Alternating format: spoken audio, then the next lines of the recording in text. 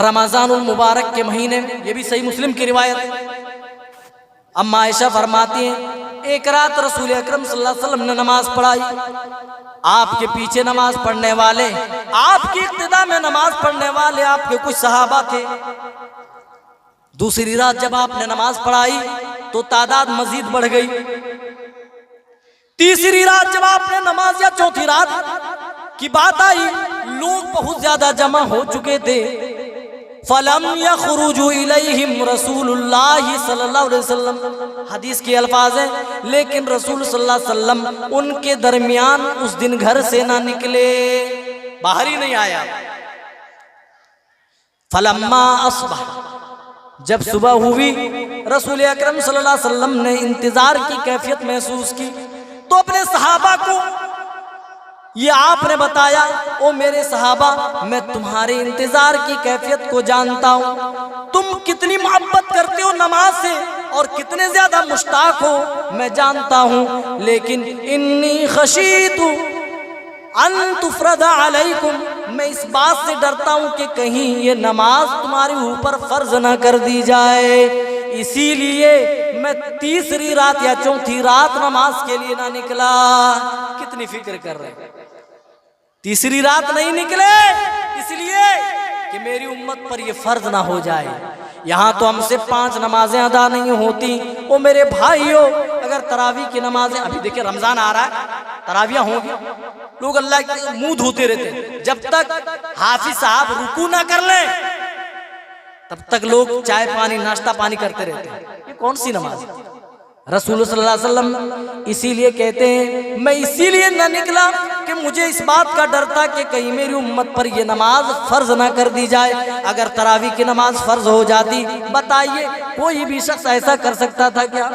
आपने कितना उम्मत का ख्याल किया, और हम उम्मत आप सल्लल्लाहु अलैहि वसल्लम के साथ क्या कर रहे हैं, आप खुद अंदाजा लगाएं।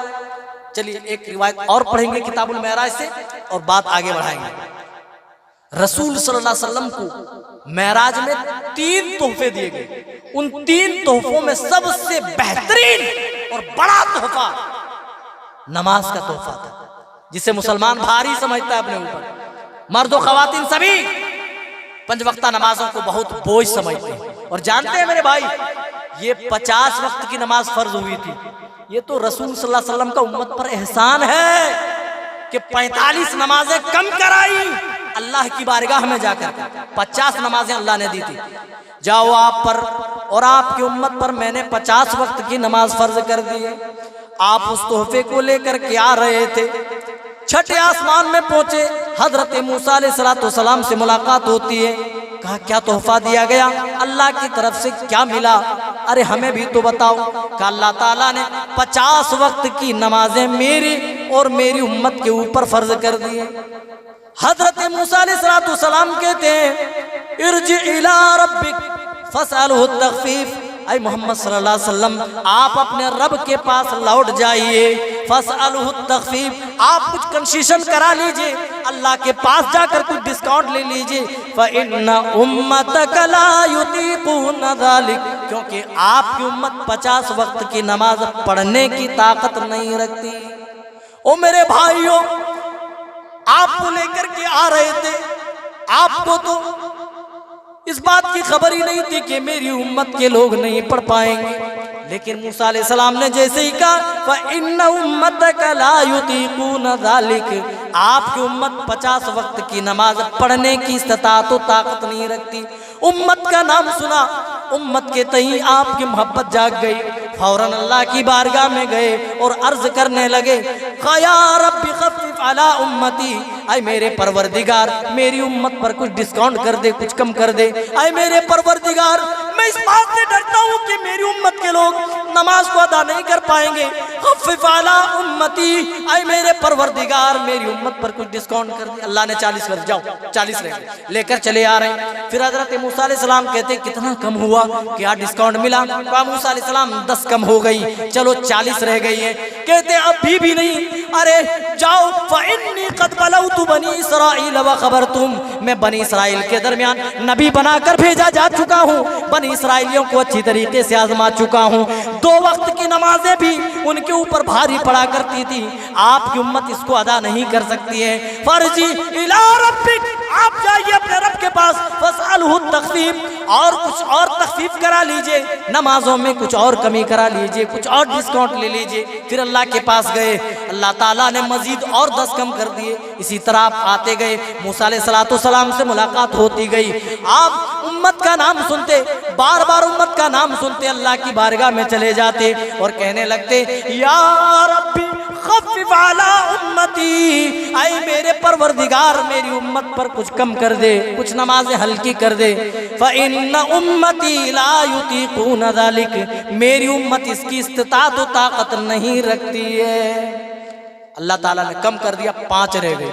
मूसा अलैहिस्सलाम ने कहा कि फिर जाइए, कहा बीबी नहीं हुआ, कुछ और कम करा लीजिए, आपकी उम्मत इस पर भी बहानेबाजी करे। और मेरे भाई, हजरत मुहम्मद रसूलुल्लाह सल्लल्लाहु अलैहि वसल्लम ने फरमाया, ऐ मूसा कितनी बार जाऊं, अरे अल्लाह का करम तो देखो, उसका एहसान तो देखो। 50 नमाजें फर्ज हुई थी, 50 से 40, 40 से 30, 30 से 20, 20 से 10, 10 से 5 रह गई। अरे मेरी उम्मत 5 वक्त की तो पढ़ ही लेगी, अदा कर ही लेगी।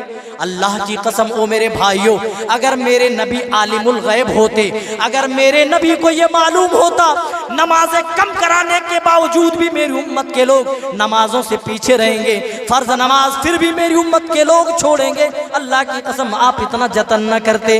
ओ मेरे भाइयों, आप अंदाजा तो लगाओ, बार बार अल्लाह की बारगाह में इसीलिए जा रहे हैं क्योंकि मूसा अलैहिस्सलाम कह रहे हैं, फ़इन्न उम्मतका ला युतीक़ून ज़ालिक फ़इन्नी क़द बलौतु बनी इसराइल व ख़बरतुम, मैं बनी इसराइल को आजमा चुका हूँ, मैं तो नबी बनाकर भेजा जा चुका हूँ। मेरा तजर्बा बोलता है आपकी उम्मत 5 वक्त की भी नहीं पढ़ पाएगी। हो सकता है ये सोचें कि एक बार और चले गए होते, काश तो हमारे ऊपर सिर्फ 2 नमाजें रह जाती। अल्लाह की कसम, ये बात बड़े दावे और शौक के साथ आप तक पहुंचाना चाहता हूं, अगर हमारे दरमियान हमारे ऊपर 2 वक्त की नमाजें भी रह जाती, तब भी हम और आप में से कुछ लोग ऐसे होते जो बहानेबाजी करते, जो नहीं पढ़ने वाले होते वो बराबर बहाने करते। जिन्हें नमाज नहीं पढ़ना है, अल्लाह की कसम, वो तो जुम्मा तक भी नहीं पढ़ते, वो रमजानुल मुबारक में भी तर्क कर देते, वो तो ईद व बकरीद की भी तर्क कर देते। अरे जिन्हें पढ़ना है वो तो 5 वक्ता नमाजों के अलावा देखो, कभी आपको अल्लाह बेदार करे, मैं दुआएं देता हूँ अल्लाह ताला आपकी नींद रात में खुले, और कभी मस्जिद में अल्लाह का खौफ लेकर के आए। और आप देखें कई लोग ऐसे भी मिल जाएंगे जो रात में अल्लाह के डर से सिसकते हुए, रोते हुए अपने गुनाहों पर निदामत के आंसू बहाते नजर आए। क्या आप समझते हैं आप बुरे हैं तो सारे लोग बुरे हैं? नहीं मेरे भाइयों, सारे बुरे नहीं है। कभी आपको मौका लगे तो आप मस्जिदों का जायजा लें, कितने ऐसे लोग अपने गुनाहों पर निदामत के आंसू रात की तन्हाई में बहा रहे थे। जिन्हें पढ़ना है वो नमाजों में बहानेबाजी नहीं करते, वो आप ही के तो भाई हैं, आप ही के गले और मोहल्लों में रहते हैं। ओ मेरी कौम की बेटियों, तुम भी नमाजों से बेपरवाह होती जा रही हो, तुम भी नमाजों से गफलत बरतती हो। जरा याद तो करो उस खातून को जो रसूल अकरम सल्लल्लाहु अलैहि वसल्लम की खिदमत में हाजिर होती है और कहती, या रसूल अल्लाह, मुझे एक बीमारी ने टच कर लिया है, छू दिया है, जिसकी वजह से मुझे बार बार गुस्ल करना पड़ता है। आपने फरमाया, ऐ नेक खातून, तू दिन में सिर्फ 2 मरतबा नहा ले और ज़ुहर असर को एक साथ मिला ले, इशा और मगरिब को मिला ले, और फजर को अकेले पढ़ ले। जानती हो वो औरत कैसी थी, अल्लाह का डर उसके सीने में कैसा था। वो मेरी कौम की बेटियों, वो भी तुम्हारी तरह खातून थी, वो अल्लाह के डर से रोजाना 5 मरतबा गुस्ल करती थी, नहाती थी। आज तुम्हारे घर के ऊपर, छत के ऊपर टंकी लगी है, घर के गुस्ल खाने में टोटी लगी है, टोटी खोलते ही पानी आ जाता है। सर्दी के मौसम में गीजर खोलते गर्म पानी आ जाता है, ओ गर्मी के मौसम में ठंडा पानी कूलर से आना शुरू हो जाता है। कितनी सहूलतें आ गई, इसके बावजूद भी ऐसी खवातीन कहाँ मिलती हैं जो अल्लाह के डर से इस कदर खौफ खाती हो, इस कदर आंसू बहाती हो। कहते हैं कि दिन में 5 मरतबा गुस्ल करती थी, लेकिन नमाज तर्क न होने देती थी, नमाज न छोड़ती थी। अल्लाह, 5 मरतबा। और उस समय जानते उस वक्त क्या मामला था? अल्लाह अल्लाह, गुर्बत इतनी थी। अरे हजरत अबू हुरैरा रज़ियल्लाहु ताला अन्हु से पूछिए, कहते हैं भूख की कैफियत व हालत इस कदर होती थी, कभी कभार जब मैं ज़ोहर के वक्त मस्जिद में आता था, गश खाकर नबी के मुसल्ले पर मैं गिर जाता था। अल्लाह, ये भूख, और इतनी भूखमरी थी। अल्लाह, कई लोग नबी के साथ पेट पे पत्थर बांधे हुए थे। आज ये नौबत है? नहीं।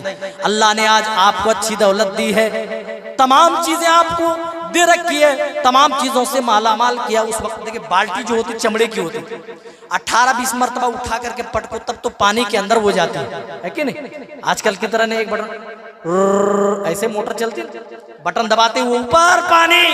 अब कहाँ बाल्टी और रस्सी का सिस्टम रह गया।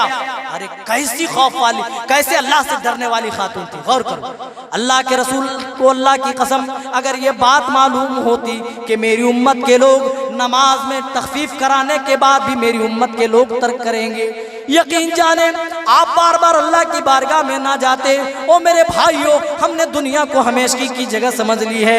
ये दुनिया की मिसाल अल्लाह ताला तो खुद कुरान पाक में फरमाता है, वमा हादिहिल हयातुद दुनिया इल्ला लइबुन व लहव व इन्नद दारल आखिरत लहियल हयवान लौ कानू यालमून।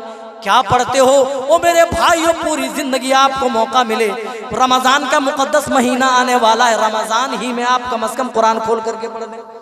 सारे पैगाम, अरे एक एक आदमी, एक एक नौजवान मैंने देखा कई मोबाइल में व्हाट्सएप इंस्टॉल करके रखा हुआ।